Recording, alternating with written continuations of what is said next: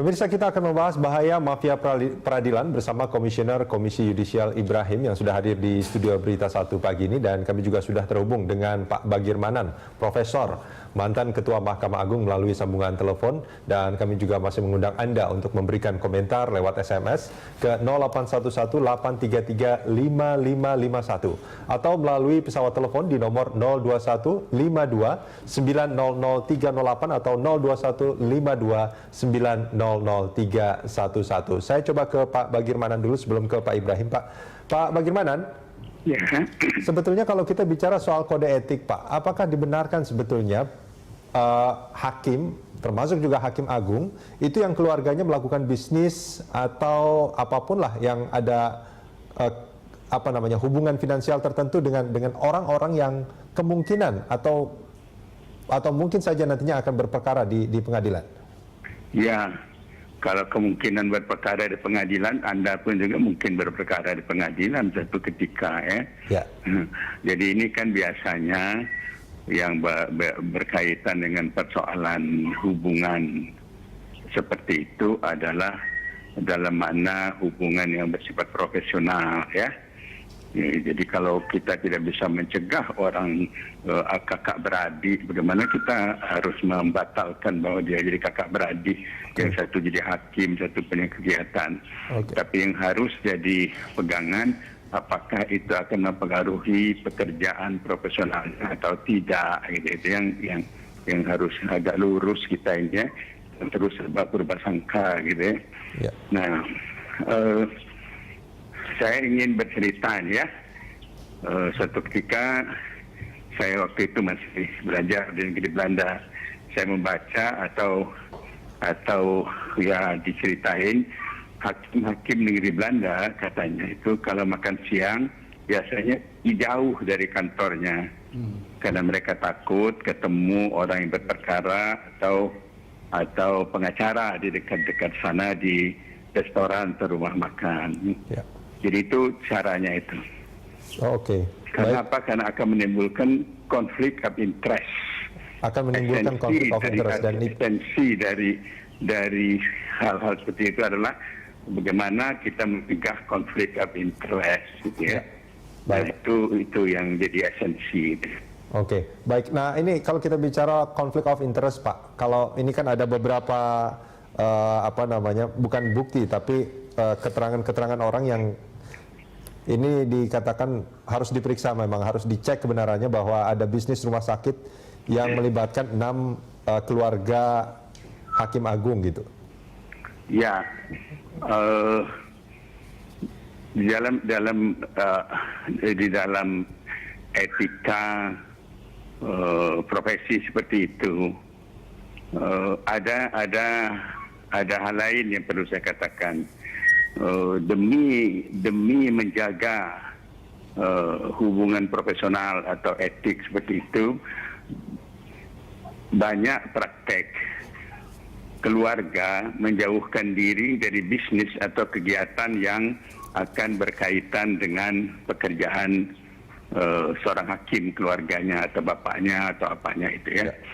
Atau bahkan seorang hakim akan menyatakan diri tidak akan ikut mengadili suatu perkara apabila keluarganya tersangkut dalam perkara itu, karena untuk mencegah konflik of interest.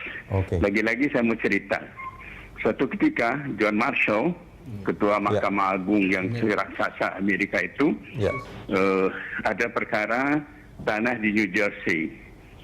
Karena tanah itu adiknya sebagai salah satu pihak. Maka dia menyatakan bahwa saya tidak ikut menyidangkan perkara ini karena saya takut ada konflik of interest. Karena itu perkara adik saya. Nah, jadi bisa juga itu dihindari apabila satu perkara ada kaitan dengan keluarga, hakim itu menyatakan tidak ikut dalam memeriksa perkara itu. Artinya Pak Bagir, kalau boleh saya simpulkan, meskipun itu tidak tercatat atau tidak ada dalam kode etik atau aturan hakim, integritas hakimnya itu mencoba untuk lebih dari yang sudah tercatat itu yang ingin Pak Bagir katakan. Iya. Baik. Iya, saya sering mengatakan bahwa hakim itu adalah jabatan kesepian, gitu, ya. Artinya dia harus menjauhkan segala sesuatu yang dapat mempengaruhi pekerjaannya. Oke, baik. Sebab kalau pengertian independen, hakim independen itu bukan hanya kita menghormati independensinya, dia sendiri punya kewajiban menjaga independensinya. Oke, baik. Ya, ini saya ke Pak Ibrahim. Pak Ibrahim, ini menarik pernyataan dari Pak Bagirmana tadi bahwa bukan hanya independensinya yang memang itu sudah aturannya, tapi juga dia harus menjaga diri untuk tetap independen. Nah, kalau kita melihat laporan-laporan adanya rumah sakit yang merupakan kongsi antara keluarga 6 hakim agung dengan seorang pengacara yang mungkin juga pasti akan sangat mungkin berperkara di pengadilan. Apa yang tercatat di benak Anda? Ya, jadi Assalamualaikum warahmatullahi wabarakatuh.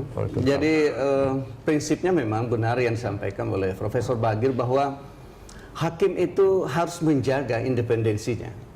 Dan independensi hakim itu tidak saja institutional independence, tetapi juga adalah individual independence of the judges. Yang harus dijaga sebenarnya adalah yang seperti disampaikan oleh Profesor Bagir tadi, bahwa hakim harus menjaga jangan sampai ada conflict of interest. Konflik of interest ini bisa terjadi terhadap orang, seperti yang beliau sampaikan, itu adiknya misalnya, atau bisa terhadap kasusnya itu sendiri. Hakim berkepentingan terhadap kasus itu. Dalam konsep inilah, dalam situasi seperti inilah, hakim itu harus mampu meyakinkan pada dirinya dan jujur pada dirinya bahwa apakah dia memiliki konflik of interest atau tidak. Kenapa konflik of interest itu harus dihindari? Karena itu bisa menimbulkan bias, bisa menimbulkan personal preference dari hakim itu sendiri yang kemudian pada akhirnya putusannya bisa menjadi subjektif. Itu yang harus dijaga sebenarnya. Oke, nah ini kalau misalkan ada, ini memang masih sedang diselidiki. Apakah KAI masih menyelidiki soal ini? Iya, jujur aja karena masyarakat. kasus yang dulu itu sebenarnya sudah dinyatakan ditutup sementara karena tidak cukup bukti. Yang kedua, saya sendiri belum tahu siapa hakim agung yang dimaksud, tetapi sekiranya yang diberitakan itu adalah misalnya mantan hakim agung, itu kan artinya sebenarnya sudah tidak ada lagi hubungannya dengan profesi sebagai hakim. Nah, satu hal juga yang perlu, yang seperti Profesor Bagi juga kemukakan tadi, bahwa tidak ada larangan seseorang itu bersaudara, misalnya saudaranya hakim, dia kemudian lalu berbisnis. Itu kan sulit juga. Berbisnisnya tapinya dengan pengacara misalkan gitu, itu yang menjadi pertanyaan. Iya, kalau hakimnya sendiri itu yang dilarang. Memang ada kode etiknya. Ada kode etik, dilarang hakim dilarang berbisnis misalnya. Tapi kalau adiknya misalnya atau anaknya misalnya, adalah itu tidak ada larangan bagi dia sebenarnya. Tetapi yang paling pasti adalah hakim harus memastikan pada dirinya bahwa kalau terjadi konflik of interest, maka dia harus mengundurkan diri. Dan itu dibutuhkan kejujuran. Dan ada dua. Kalau hakim itu sendiri yang merasa bahwa dia memiliki konflik of interest, maka dia harus menyatakan dirinya recuse, mengundurkan diri. Tapi kalau misalnya pihak lain yang merasa dirugikan, kalau dia misalnya menjadi pihak hakim terhadap satu kasus, maka pihak lain boleh meminta supaya didiskualifikasi. Jadi ada dua. Ada recuse, itu inisiatifnya hakim itu sendiri. Yang kedua diskualifikasi. Tetapi lagi-lagi yang penting adalah bagaimana hakim itu betul-betul bisa menjaga independensinya. Tidak hanya independensi karena pengaruh dari luar, tetapi yang paling penting adalah state of mind. Pikiran hakim itu harus independen, harus merdeka, sehingga dia tidak imparsial, sehingga dia tidak parsial, mohon maaf. Pak Ibrahim, kalau kita bicara soal mafia peradilan sendiri, ini kan orang beranggapan bahwa ini seperti buang angin gitu ya, seperti kentut seperti itu. Orang cium adanya mafia peradilan, tapi ngebuktikannya kok kayaknya sulit sekali. Gimana kalau menurut catatan KAI? Jadi memang banyak juga laporan masyarakat yang seperti itu. Lalu kemudian masyarakat juga pelapor tidak mampu membuktikan itu juga sulitnya. Kita kan itu karena seperti kentut tadi itu kan, dia tercium, tapi gimana membuktikannya? Ya itu mungkin itu pandangan. Tetapi sebenarnya begini, saya ingin menyatakan sesuatu seperti ini. Istilah mafia peradilan sebenarnya menurut saya itu adalah sebuah istilah yang harus diluruskan. Seolah-olah bahwa di pengadilan itulah mafia itu terjadi. Padahal hakim itu kan bukanlah aktor tunggal di dalam proses penyelesaian satu perkara. Pasti.